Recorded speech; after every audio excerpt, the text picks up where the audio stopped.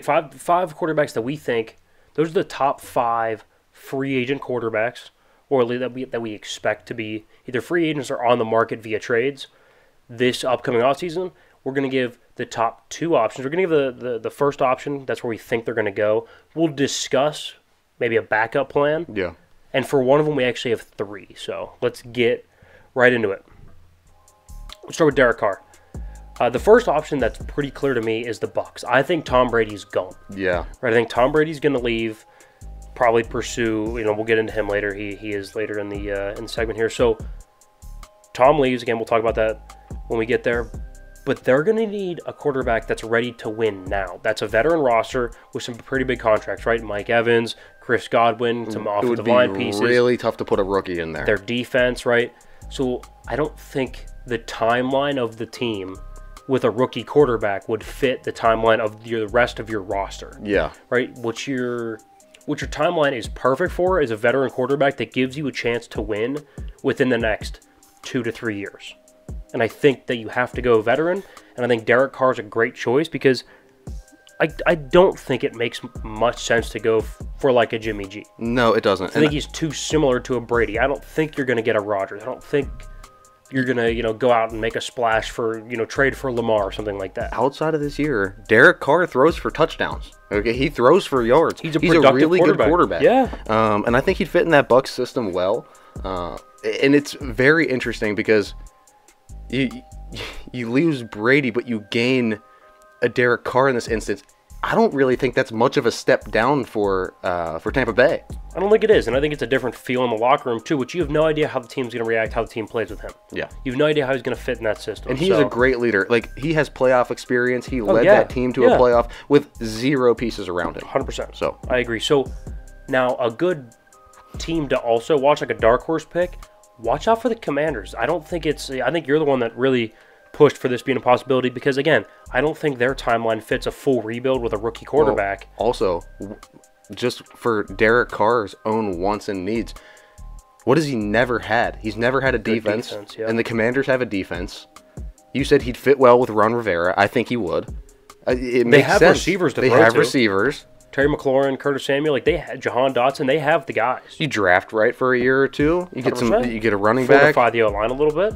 Fortify the O-line. You're fine on pass rush. You don't need to worry about the maybe front. Get another secondary piece. You don't need to worry about the front 7 though. I agree. It's a great defense. I think that would be a great number 2 spot. I agree. All right, next one. Let's go with Jimmy G. So I think for the first and pretty clear one, I think everybody probably has this on their bingo card here, the Jets. The familiarity with Saleh is clear. And then Matt LaFleur, their OC, he's also very, very familiar with, also coming from the Shanahan tree. Yeah. The brother of Matt LaFleur. So the familiarity there with the OC and the head coach just makes sense. Plus, it's New York. It's big time. That's a harsh really media. Good. Jimmy's a veteran. He could step in. He just feels like New York. Like, I feel like he would fit in New York. You don't have to worry about the media getting to Jimmy G. He's been there. He's done that. That's not a problem for him. Jets at 1 feels right. Yes.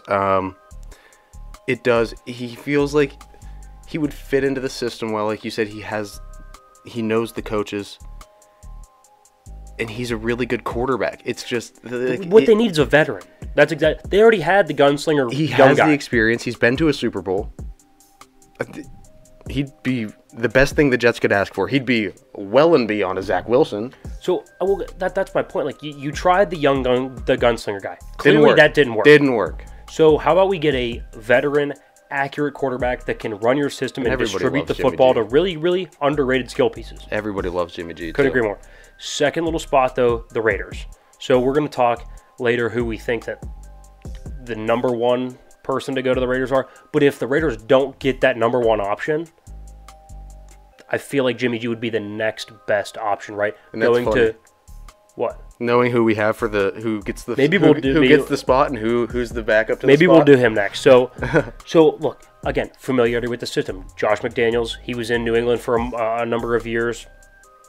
And again, I think Jimmy G makes less mistakes than Derek Carr. I think he brings the temperature in the room down a little bit. Everyone's kind of, all upset. Derek Carr's been trying to get run out of Las Vegas. So they've been trying to run Derek Carr out of Las Vegas for ever. Out of that organization forever. Yeah. And so I think Jimmy G brings the temperature in the room down a little bit, familiarity of the system. That's kind of the prototype quarterback that McDaniels is looking for, so it fits on both sides of the coin there. I like that. So let's skip to the last one here then, Tom Brady. I think the number one choice is the Raiders. So a lot of people are saying Niners. That's the second choice we have. Let me explain to you why the Raiders are number one and what we expect. This was debated over, yeah. Right, this is what our guess is to where they go, not like the best fit per se. Because I don't think the Niners' job is necessarily open. People are talking, oh, well, if you have a chance to get Brady, he's 46 years old. You have two really nice young quarterbacks. Trey Lance with the talent and Brock Purdy with the ability to run the offense with insane efficiency. You have two really, really nice young quarterbacks that you're not paying anything to, so you can keep a loaded roster around them. Why would you go out and spend for a guy like Brady when you don't have to? You don't need to. In a weak NFC, you don't have to have Brady. And is he that much better right now? I mean, that's the line of scrimmage, leadership, blah, blah, blah, blah, blah. Yeah. Is he that much statistically better? Yes. Is he going to produce that much more? No, I don't think so. Exactly. So I don't think the Niners' job is necessarily open. That's why it's not number one, because clearly that's the best fit. Yeah. He's from there, best roster, best coach, right? That all makes sense. But the Raiders is number one for him because that would be his second choice, and I think the only one of his top couple choices that's going to be open. Now, can I play devil's advocate for a second? For sure. For the Raiders. He went to the NFC to escape the AFC quarterbacks. So going to the Raiders, then he's competing in division twice a year with Mahomes, twice a year with Herbert, and whatever, twice a year with Russ. So there will be two old quarterbacks. And Russ will be better. Russ, there's no way he could be as bad as he was last year. Right. But you welcome yourself right back into the AFC. And you're going to be playing Burrow. You're going to be playing, I feel like the great ones don't think about that as much, though. Yeah, I'm just saying. It's interesting. If it was a factor for him to leave New England to go down and be in Tampa Bay, I think it could have been. I mean, because he also retires. At the time, though, Stafford was. Well, I guess Stafford wasn't going there at the time. That's a good point. I don't know. It's something to look at. I do like the Raiders, though. I think it makes a lot of sense.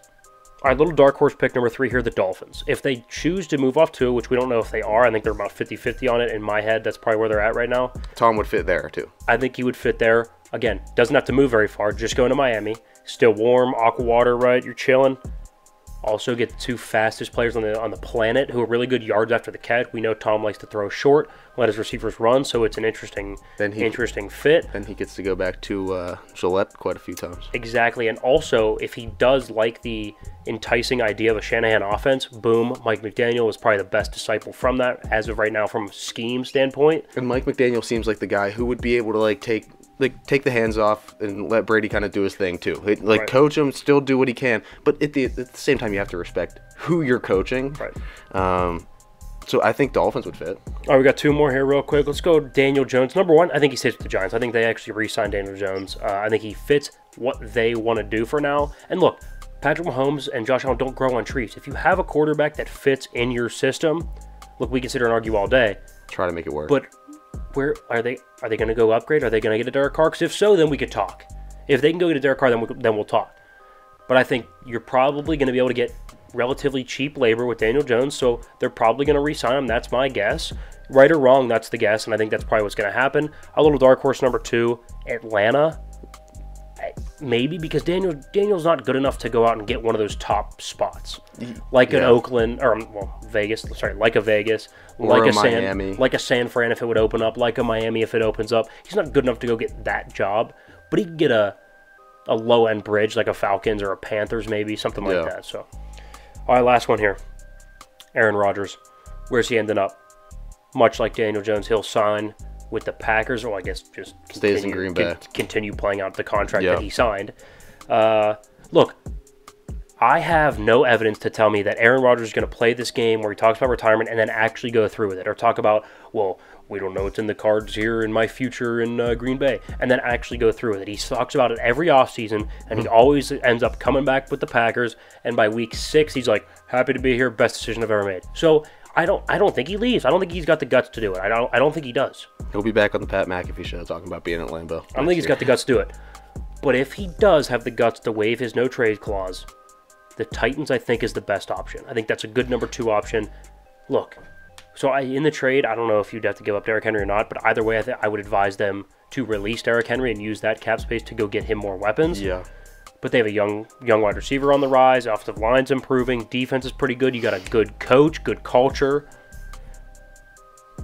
Because there's not a lot of good teams that are going to trade for him. No. Like really, really top-end playoff teams. Because we haven't seen him age Because if you look at all the top-end playoff teams, they have young quarterbacks.